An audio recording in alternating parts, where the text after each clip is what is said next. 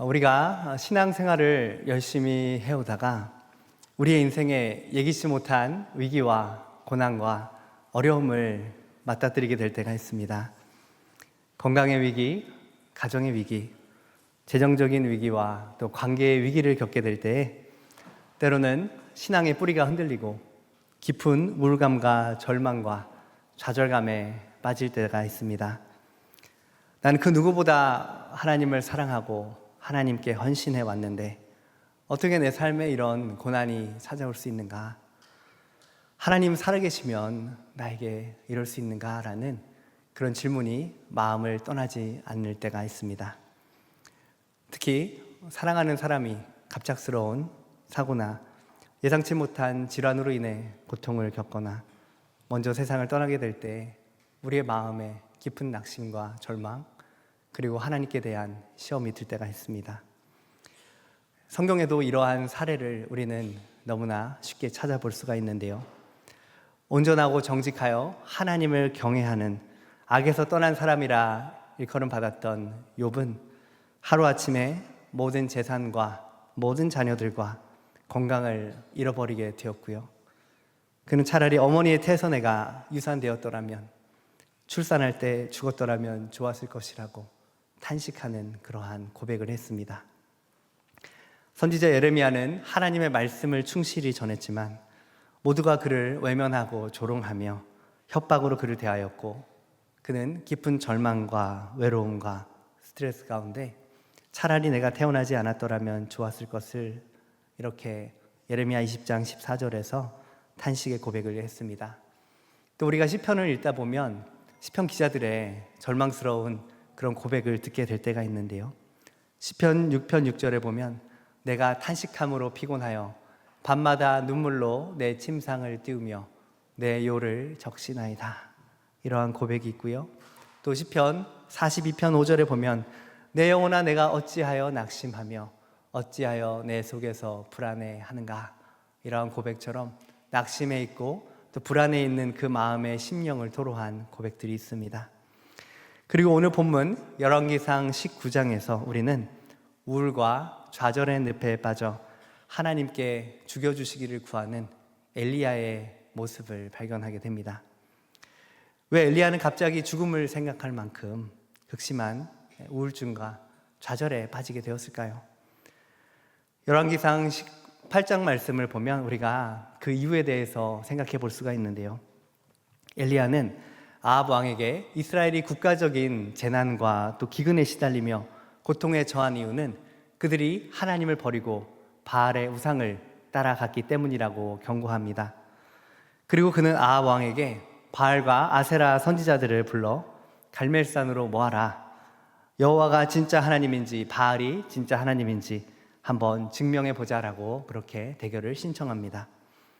방식은 두 개의 제단을 준비하여 각각의 제단 위에 송아지를 각을 떠서 올려놓고 나무를 두고 하나님 앞에 자신들의 신에게 기도하여 불로써 그 제단에 응답하는 신이 참된 신이다라고 그렇게 대결하는 것이었죠. 바알의 선지자들은 아침부터 저녁까지 큰 소리로 부르며 자신의 몸을 자해하면서까지 처절하게 외쳤지만 아무런 응답을 받지 못했습니다. 하지만 엘리야는 오히려 물통 4개를 가져와라 하고 그곳에 물을 가득 채운 뒤 3번이나 제단에 뿌리게 한 다음 하나님 앞에 기도하였을 때 하나님께서는 그 제단에 불을 내려서 재물을 또한 태우시고 모든 물을 마르게 하셨습니다. 이후 엘리야는 바알의 선지자들을 기손 시내에서 모두 처단하는 그 일을 했는데요. 그 일이 있은 이후에 3년째까지 비가 오지 않았던 이스라엘 땅에 또한 비가 내리기 시작합니다. 여기까지만 보면 엘리야 선지자가 절망할 이유가 단 하나도 없게 보입니다. 모든 것이 순조롭게 잘 진행된 것처럼 보입니다. 불이 하늘에서 임해서 여호와가 참된 하나님이심을 스스로 증명해 보이셨고 바알의 선지자들을 모두 처단하였습니다. 이제는 민족적인 회개가 일어나고 백성들이 우상 숭배로부터 돌이키며 아합 왕과 이세벨에 대한 반란이 일어나거나 아니면 아합과 이세벨까지도 하나님께 회개함으로 돌이키게 될 것을 그는 기대했습니다. 그런데 너무나 실망스럽게도 열왕기상 19장 1절과 2절 말씀을 보면 아합이 이세벨에게 엘리야가 행한 모든 일과 그가 어떻게 선지자들을 칼로 죽였는지를 말할 때 이세벨이 다음과 같이 반응합니다. 19장 2절인데요. 내가 내일 이맘때에는 반드시 내 생명을 저 사람들 중 한 사람의 생명과 같게 하리라. 그렇게 하지 아니하면 신들이 내게 벌 위에 벌을 내림이 마땅하니라 한지라. 이것을 저희가 좀 더 마음에 와닿게 바꿔본다면 내가 24시간 안에 너를 반드시 죽이겠다. 그렇지 않으면 내가 신들의 저주와 징벌을 받는 것이 마땅하다라고 그렇게 엘리야를 겁박한 것입니다. 이세벨의 이러한 살해 협박에 엘리야의 마음이 무너져 내립니다. 그가 기대했던 민족적인 회개나 또는 악한 왕조에 대한 쿠데타는 전혀 일어나지 않았습니다. 이러한 절망적인 상황 속에서 엘리야는 필사적으로 도망하여 광야로 하루길쯤 들어갑니다. 한 로뎀나무 아래 앉아서 하나님께 절망적인 고백을 합니다. 4절입니다. 여호와여 넉넉하오니 지금 내 생명을 거두시옵소서. 나는 내 조상들보다 낫지 못하나이다. 엘리야는 더 이상 어떠한 사역의 의미도 자신의 존재의 가치도 살 소망도 모두 잃어버렸습니다. 주님, 이제 저 충분히 할 만큼 했습니다. 내 생명 거두어 가십시오. 더 이상 살아갈 이유를 모르겠습니다. 나는 이전 세대의 선지자들이 이러한 이스라엘의 변화를 일으켜내지 못했던 것과 동일하게 실패한 것과 같습니다 라고 그렇게 하나님 앞에 고백하고 있습니다. 한편 엘리야의 현재 마음 상태를 잘 알 수 있는 그의 고백이 또한 있는데요. 10절 말씀을 보면 그가 대답하되 내가 만군의 하나님 여호와께 열심히 유별하오니 이는 이스라엘 자손이 주의 언약을 버리고 주의 제단을 헐며 칼로 주의 선지자들을 죽였음이오며 오직 나만 남았거늘 그들이 내 생명을 찾아 빼앗으려 하나이다. 만군의 하나님 여호와께 열심히 유별하였다, 이 말을요 원어로 직역하면 내가 만군의 하나님을 위하여 크게 질투하였습니다, 이렇게 번역할 수 있는데요. 크게 질투했다는 얘기는 이스라엘 백성들이 그들의 남편 대신 하나님, 그들의 아버지 대신 하나님을 버리고 우상 숭배의 영적 간음에 빠진 것을 볼 때 그의 마음 가운데 강렬한 질투와 분노가 일어났다라는 것이죠. 이러한 고백을 통해서 우리는 엘리야가 하나님을 얼마나 사랑하는 사람이었는지를 알 수가 있습니다. 엘리야는 거룩한 질투와 분노로 주님을 떠난 이스라엘 백성들로 하여금 주께로 돌이키기 위해 바알 선지자들과의 대결을 펼쳐 승리하였고 그 악한 선지자들을 모두 처단하였습니다. 하지만 이스라엘 백성들은 전혀 돌이키지 않았고 주의 선지자들은 다 죽고 자신만 남은 것 같고 자신마저 죽이려 한다라고 그렇게 한탄합니다. 엘리야가 이처럼 무너져 내리게 된 궁극적인 이유는 하나님께서는 이렇게 역사하셔야만 한다라고 하는 자신의 생각의 틀 안에 주님을 넣어놓고 그 기대가 무너지자 마음에 절망과 낙심과 우울이 찾아오게 된 것입니다. 우리가 삶의 위기 앞에서 하나님께 시험에 들고 믿음의 기초가 무너지게 되는 이유도 동일합니다. 하나님께서는 내 기도에 이렇게 응답하셔야만 합니다. 예수 잘 믿는 나의 삶은 이렇게 형통해야만 합니다라고 하는 나의 생각, 나의 고정관념, 나의 생각의 틀이 깨어지지 않았기 때문입니다. 잠언 16장 9절 말씀을 보면 사람이 마음으로 자기의 길을 계획할지라도 그의 걸음을 인도하시는 이는 여호와시니라. 또 19장 21절에 사람의 마음에는 많은 계획이 있어도 오직 여호와의 뜻만이 완전히 서리라, 이렇게 말씀하고 계십니다.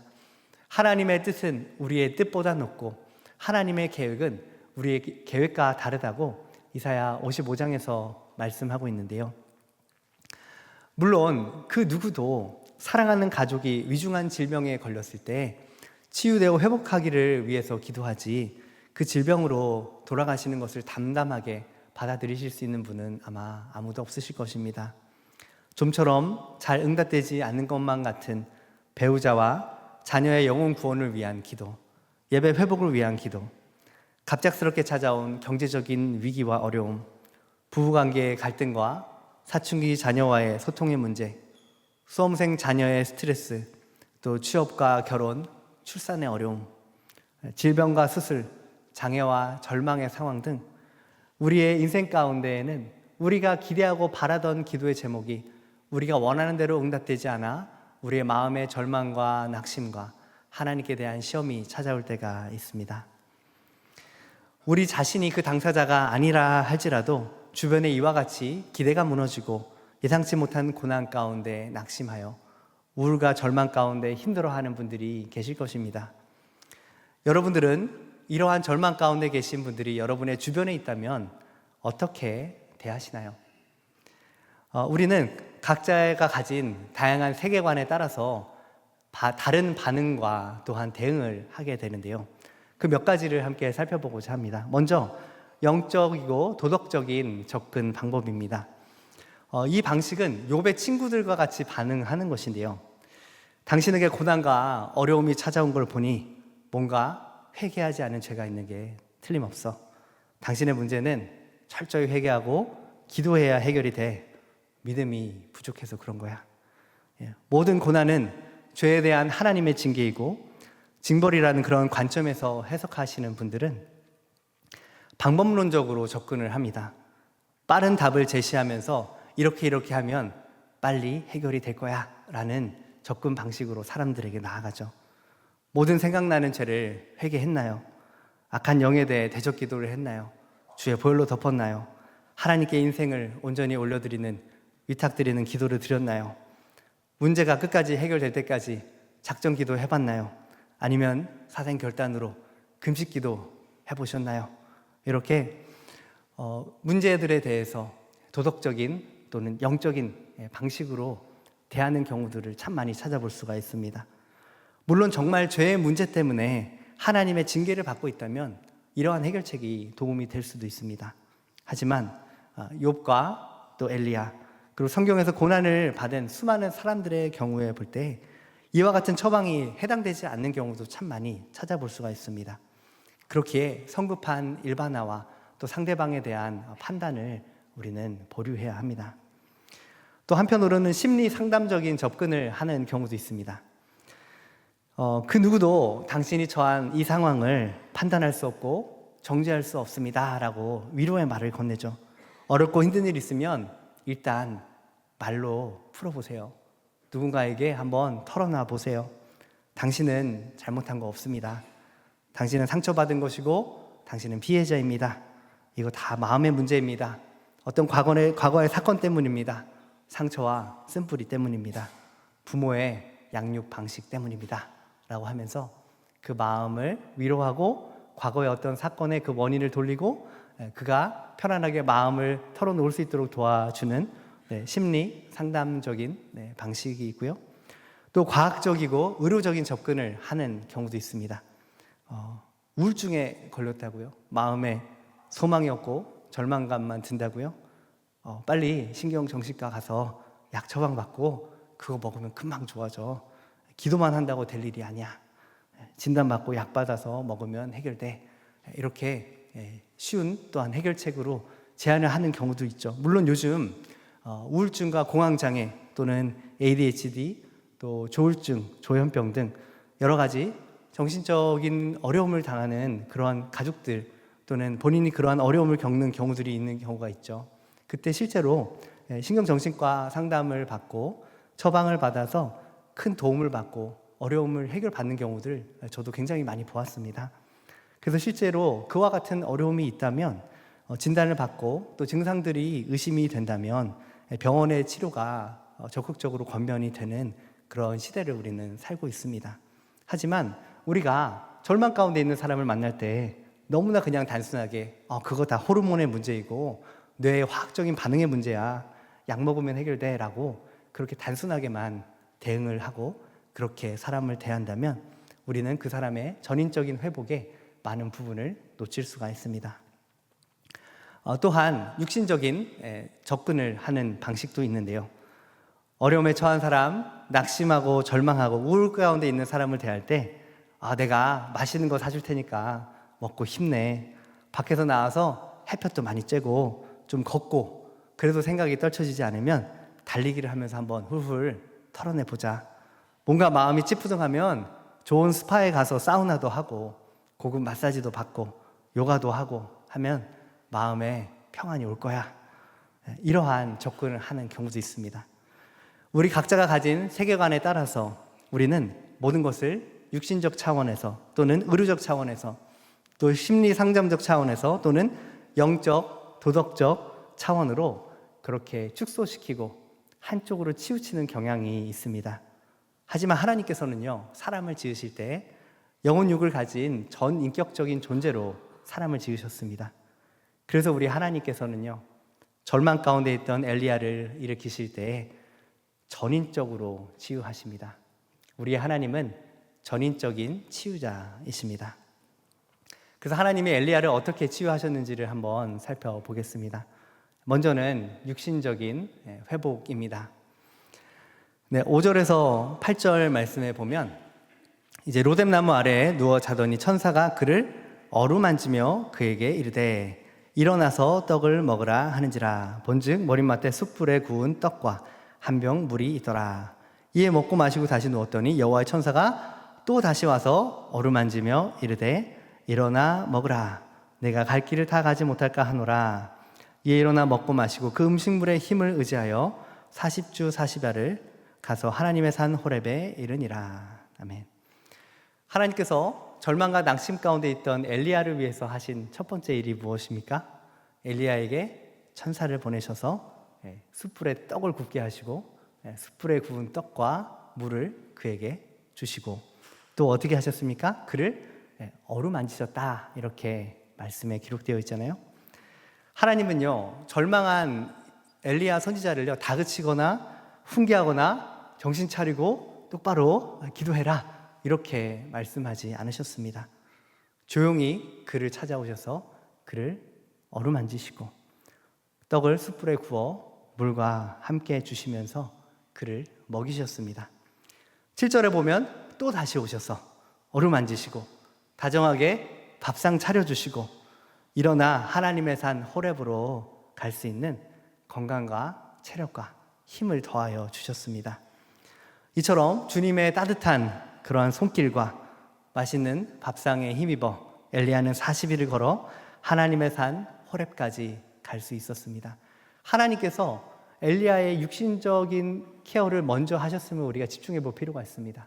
건강이 무너질 때, 심적으로 낙심될 때 그에게 이렇게 해봐라 저렇게 해봐라 여러 가지 조언과 훈계를 늘어놓기 쉬운 우리의 모습인데요, 주님께서는 우리의 육신의 피로를 돌아보시고 우리로 쉬게 하시고 우리를 어루만져 주시고 우리의 배고픔을 채워주시고 또한 격려하고 위로하심으로 일어설 수 있는 힘을 주셨습니다. 우리가 주변에 낙심과 우울과 고난 가운데 있는 분들이 계시다면 그분의 문제에 대해서 쉽게 판단하거나 해결책을 제시하시지 않기 바랍니다. 우리 인생의 모든 문제에 대한 답을 갖고 계신 하나님조차도 그렇게 하지 않으셨습니다. 주님처럼 따뜻하게 손을 잡아주고 토닥토닥 안아주고 함께 시간을 보내주고 맛있는 음식을 사주고 함께 산책하며 당신은 혼자가 아니다. 당신 사랑받고 존귀한 사람이다. 주님이 당신 사랑하신다. 이 사실을 느낄 수 있게 해주는 것만으로도 큰 위로와 힘을 얻게 될 것입니다. 또 하나님께서는요, 두 번째로 상담적인 회복의 방식으로 그의 말을 들어주고 공감하시는 방식으로 그를 치유하십니다. 하나님의 산 호렙에 도착한 엘리야에게 하나님께서는 바로 뭔가를 지시하거나 명령하거나 가르치려 하지 않으셨습니다. 하나님은 그에게 질문하셨고 그의 마음의 고통스러운 상황을 들어주셨습니다. 9절에 주님이 물으시죠. 엘리야야, 내가 어찌하여 여기 있느냐. 우리 주님은 질문하세요. 그 엘리야가 대답하죠. 내가 만군의 여호와 하나님께 열심히 유별하오니 이는 이스라엘 자손이 주의 언약을 버리고 주의 제단을 헐며 칼로 주의 선지자들을 죽였음이오며 오직 나만 남았거늘 그들이 내 생명을 찾아 빼앗으려 하나이다. 하나님께서는 엘리야에게 질문하십니다. 내가 어찌하여 여기 있느냐. 하나님께서는요, 이 동일한 질문을요 9절에서만 하신 게 아니라 14절에서도 똑같이 하시는데요, 엘리야의 대답도요 10절과 14절에 똑같이 응답을 합니다. 그 토시가 거의 안 틀려요. 그런데요, 하나님께서는 똑같은 질문도 2번 하셨을 뿐만 아니라 엘리야의 똑같은 대답도 2번을 그저 들어주십니다. 내가 어찌하여 여기 있느냐라는 하나님의 질문은 그를 정죄하지 않으시고 판단하지 않으시고 엘리야가 자신의 마음 가운데 있는 어려움을 자유롭게 토로할 수 있도록 그에게 질문하시는 상담적인 질문이었습니다. 이 질문은 너가 지리적으로 지금 왜 호렙산에 와 있느냐라는 것이 아니라 그 자신의 영적인 상태 또 선지자적인 소명을 돌아보게 하시는 질문이었습니다. 그럼에도 불구하고 엘리야가 2번 같은 질문에 같은 대답을 했다라는 것은 그의 마음이 얼마나 깊이 낙심되어 있고 고립되어 있고 실패감을 느끼고 있었는지를 우리는 알 수가 있습니다. 그는 그 누구보다 주님을 사랑하고 주를 위해 질투함으로 우상 숭배하는 이스라엘을 돌이키려 했습니다. 하지만 다 죽고 나만 남았고 나까지 죽이려 한다라는 그 생각 가운데 깊은 한탄을 하나님 앞에 쏟아놓고 있습니다. 그런데 주님은요, 엘리야의 그런 한탄을 다 받아주십니다. 그의 투정을 다 들어주십니다. 우리도 섣불리 가르치고 교훈을 주고 문제를 해결해 주려고 하기보다는 고난 중에 있는 사람의 말을 충분히 들어주고 그 마음을 받아주고 위로하고 공감해 주어야 합니다. 하나님께서 하신 3번째 또한 치유의 방식은 영적인 회복입니다. 세미한 하나님의 음성과 말씀으로 그를 회복하신 것인데요. 하나님께서는 이제 무너진 엘리야의 심령을 영적으로 회복하기 위해서 3가지 사인을 먼저 보여주십니다. 11절에서 12절 말씀에 보면 여호와 앞에 크고 강한 바람이 산을 가르고 바위를 부수고 또 바람 후에 지진이 있고 지진 후에 불이 있었는데요. 그 모든 현상 가운데 하나님은 여호와께서는 그 가운데 계시지 아니하였다 이렇게 기록합니다. 엘리야가 기대했던 하나님은 어떤 하나님이십니까? 폭풍 가운데 욥에게 나타나셨던 하나님, 시내산에서 산이 크게 진동하는 가운데 이 모세에게 율법을 수여하신 그러한 하나님, 또한 자신이 경험했던 것처럼 강력한 불 가운데 임하셔서 하나님의 살아계심을 증명하신 그러한 하나님을 엘리야는 기대하며 살아왔습니다. 그런데 하나님께서는요, 엘리야가 기대했던 방식으로 일하지 않으신다라는 것을 3가지 사인을 통해 보여주시는 거죠. 하늘에서 불이 내려와 제단을 사르고 엘리야가 바알의 선지자들을 다 처단했지만 백성들은 회개하지 않았고 아합과 이세벨은 더욱더 완악하여져서 그를 죽이려 하는 상황이었습니다. 호렙산에서도 마찬가지였습니다. 엘리야가 기대하는 방식, 강한 바람 가운데 임하시는 하나님, 지진 가운데 임하시는 하나님, 불 가운데 역사하시는 하나님을 엘리야는 기대하며 살아왔지만 하나님께서는 그 가운데 계시지 않았습니다. 이것은 주님께서 나는 너의 계획과 너의 생각과 다르고 너의 기대와 다르게 역사하는 하나님이다. 너의 생각과 너의 고정관념에서 이제 벗어나라. 이렇게 말씀하고 계신 것이죠. 주님께서는 엘리야가 기대했던 방식과는 다르게 세미한 소리로 임하셔서 그에게 말씀하십니다. 이사야 55장 3절 말씀에 보면 너희는 귀를 기울이고 내게로 나와 들으라. 그리하면 너희 영혼이 살리라. 이렇게 말씀하십니다. 주님께 나와 들을 때 우리의 영혼이 솟게 된다는 것을 약속하고 계시죠. 또 신명기 8장 3절에서 이렇게 말씀하셨습니다. 만나를 내게 먹이신 것은 사람이 떡으로만 사는 것이 아니요 여호와의 입에서 나오는 모든 말씀으로 사는 줄을 내게 알게 하려 하심이라. 이렇게 우리는 하나님의 말씀을 먹어야 주의 음성을 들어야 사는 존재로 우리는 지음 받았다라는 것이죠. 궁극적으로 우리를 살리는 것이 무엇입니까? 그것은 하나님의 세미한 음성입니다. 주님의 입에서 나오는 말씀입니다. 우리의 영혼은 날마다 주님의 말씀을 들어야 사는 존재입니다. 낙심하고 절망한 분들을 돕기 원하신다면 섣불리 해결책을 제시하지 마시고 하나님, 저분을 어떻게 섬겨야 될까요? 어떻게 위로해야 할까요? 주님, 내게 가르쳐 주시고 말씀해 주십시오. 순종하겠습니다. 그렇게 할 때요, 하나님께서 뜻밖의 감동을 주실 때가 많이 있어요. 내가 생각지 못한 방법으로 그를 위로하게 하시고 격려하게 하시고 그 절망 가운데서 일어나게 하십니다. 또 여러분의 마음 가운데 낙심이 밀려올 때요, 주님, 제 마음이 너무 힘듭니다. 주님의 말씀을 내게 들려주십시오. 주님의 뜻이 무엇인지 내게 가르쳐 주십시오. 이렇게 우리가 주님의 세미한 음성을 구하며 기도해야 합니다.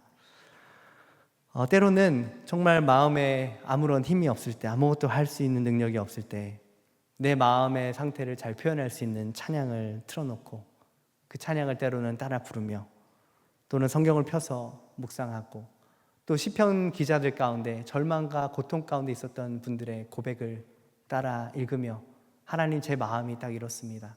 제가 이렇게 고통스럽고 힘듭니다. 주님, 내게 말씀해 주십시오. 그렇게 기도하며 주의 음성을 듣는 자리를, 그 시간을 가지시기 바랍니다. 우리를 향하신 하나님의 사랑의 음성이 들려올 때 죽은 것과 같은 우리의 심령이 위로를 받고 새 힘을 얻고 우리의 심령이 회복되게 될 것입니다. 하나님께서는 네 번째로 엘리야에게 사명의 회복이라는 또한 치유의 방식으로 다가오십니다. 엘리야에게 세미한 음성으로 말씀하시며 그에게 새로운 사명을 부여해 주십니다. 15절에서 16절 말씀인데요, 여호와께서 그에게 이르시되 너는 내 길을 돌이켜 광야를 통하여 다메섹에 가서 이르거든 하사엘에게 기름 부어 아람의 왕이 되게 하고 님시의 아들 예후에게 기름 부어 이스라엘의 왕이 되게 하고 또 엘리사에게 기름 부어 너를 대신하여 선지자가 되게 하라. 이 엘리야에게 주신 하나님의 새로운 사명은요, 엘리야의 고정관념을 깨트리는 그런 사명이었습니다. 엘리야는 이렇게 생각했잖아요. 하늘에서 불이 떨어지고 바알 선지자가 죽으면 나라가 변하든지 또는 아합과 이세벨이 변할 거라고 생각했습니다. 하지만 하나님은 다른 계획을 가지고 계셨습니다. 하나님께서는 이방 민족인 이방 사람 하사엘에게 기름을 부어서 아람의 왕으로 세우고 그를 통해서 외세의 침략을 통해 이스라엘을, 아합 왕국을 압박하게 하셨습니다. 하나님께서는 하나님을 믿지 않는 자도 얼마든지 하나님의 일을 하시는 도구로서 사용하실 수 있다는 것을 보여주고 계신 것이죠. 또 한편 예후에게 기름을 부으셔서요, 이스라엘의 왕이 되게 하시고 그를 통해 아합의 아들 요람 왕을 죽이고 이세벨을 죽이고 아합의 친족 70명과 아합에게 속한 모든 신하와 우상과 제사장들을 죽이는 그 칼의 도구로 이 예후를 하나님께서는 들어서 사용하시게 됩니다. 그리고 엘리사를 통해 하나님의 사역이 엘리야로부터 계속 이어져 가게 하셨습니다. 우리의 기도가요, 하나님을 관철시키려 할 때 우리는 종종 좌절하고 낙심하게 됩니다. 하지만 우리가 주님의 음성에 귀를 기울이고 순종할 때에 하나님께서는 우리가 생각지 못한 새로운 사명을 우리에게 부여하시고 하나님의 역사의 통로로 우리를 사용하기 시작하실 것입니다. 마지막으로 하나님께서 전인적인 치유자로서 엘리야를 회복하신 방법은 바로 관계의 회복입니다. 영적인 고립감에서부터의 회복인데요, 하나님께서는 다 죽고 나만 남았습니다라고 한탄하는 엘리야의 외로움과 영적인 고립감을 극복할 수 있는 관계의 회복 열쇠를 말씀하십니다. 18절 말씀입니다. 함께 읽어보겠습니다. 시작. 그러나 내가 이스라엘 가운데에 7,000명을 남기리니 다 바알에게 무릎을 꿇지 아니하고 다 바알에게 입맞추지 아니한 자니라. 아멘. 하나님이 엘리야에게 말씀하시는 거예요. 너 혼자 남았다고? 아니, 바알에게 무릎 꿇지 않은 7,000명이 남아있다. 너의 영적인 동역자가 7,000명이나 있다. 너는 절대 혼자가 아니다. 이렇게 말씀하시는 겁니다. 여러분, 우리는 결코 혼자가 아닙니다. 하나님께서는 우리를 믿음의 공동체로 불러주셨고요, 주님의 몸된 교회로 불러주셨습니다. 여러분 주변에 영적으로 고립되어 있는 분들이 혹시 눈에 보이시나요? 교회는 다니지만 아무와도 교제하지 않고 예배만 드리고 집에 가시는 분들 계십니까? 아니면 코로나 이후에 수년째 영상으로 집에서만 예배를 드리고 계시는, 교제의 공급은 전혀 받지 못하고 계신 분들도 많이 계실 것입니다. 그런 분들에게 여러분의 손을 내밀어 주시기 바랍니다. 우리에게 공동체가 필요한 이유가 무엇입니까? 그 이유는 하나님의 영광과 그 풍성함을 한 사람이 다 담아내지 못하기 때문입니다. 다 경험하지 못하기 때문입니다. 모세는요, 모세가 경험한 하나님의 모습이 있고, 아브라함은 아브라함이 경험한 하나님의 모습이 있어요. 다윗의 하나님, 요셉의 하나님, 마리아의 하나님이 다 다릅니다. 그런데 그 사람들이 모여서 각자가 만난 하나님을 이야기하기 시작할 때에 우리는 주님의 부요하심과 풍성함과 그 영광을 더 깊이 경험하고 알게 되는 것이죠. 주님께서 우리를 그리스도의 몸된 교회로 부르셔서 각자가 만나고 경험한 하나님의 은혜를 나눔으로써 하나님을 더욱더 풍성히 알아가게 하시고 그리스도의 장성한 분량으로 자라가게 하십니다. 그렇기에 교회가 중요하고 그렇기에 믿음의 영적인 교제가 참 중요합니다. 말씀을 맺겠습니다. 오늘 하나님께서 이 열왕기상 19장 말씀을 통해 우리에게 가르쳐 주시는 것이 무엇입니까? 하나님을 나의 틀에 가두지 말라는 것이죠. 하나님은 바람과 지진과 불 가운데서만 역사하시는 하나님이 아니십니다. 세미한 음성으로 말씀하시는 하나님이십니다. 주님께 나와 들읍시다. 또한 나의 관점과 방식으로 낙심한 자를 도우려 하기보다 전인적인 치유로 역사하시는 주님의 방식을 또 주님의 마음을 닮아갑시다. 육신의 회복으로 또는 들어주는 상담으로 말씀의 회복으로 사명의 회복으로 관계의 회복을 누릴 수 있도록 도와줍시다. 우리 주님의 전인적인 치유의 방식 5가지를 기억하면서 육신적인 피로가 회복이 필요한 자들은 같이 있어주고 손을 잡아주고 맛있는 밥을 사주고 또 마음의 고민을 들어주기를 원하는 이들의 말을 충분히 들어주고 공감하고 또한 영적인 회복이 필요한 자들을 위해서 주님께 물어보고 주님의 주시는 감동으로 그를 대하고 사명을 잃고 무너진 자에게 하나님께서 새로운 사명을 회복시켜 주시기를 간구하며 영적인 고립감 가운데 외로움 가운데 있는 자들에게는 관계를 회복할 수 있도록 또한 공동체에 소속될 수 있도록 도와줄 때에 하나님께서는 그 사람을 무너졌던 자리에서 일으키시고 또한 영적으로 낙심한 우리를 다시 한번 일어나게 하실 것입니다. 이러한 주님의 사랑과 치유의 통로로 쓰임 받으시는 저와 여러분 되시기를 주님의 이름으로 축복합니다. 말씀을 기억하시면서 결단의 기도로 나아가겠습니다.